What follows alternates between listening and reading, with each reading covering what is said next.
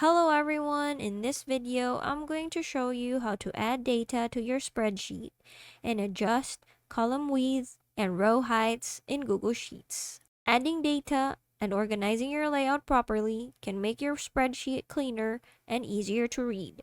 So first, open a blank spreadsheet in Google Sheets. So as you can see, each box on the screen is called a cell. So click on any cell to select it. Now start typing your data like names, numbers, dates, or prices.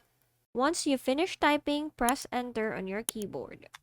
Google Sheets will automatically move to the next cell below. You can also use the arrow keys to move around the spreadsheets. To adjust the column width, move your mouse between two column letters at the top. When the resize cursor appears, click and drag to make the column wider or narrower. You can also double-click to automatically fit the text. So here, let's adjust the row height. Move your mouse between two row numbers on the left side. Then click and drag to make the row taller or shorter.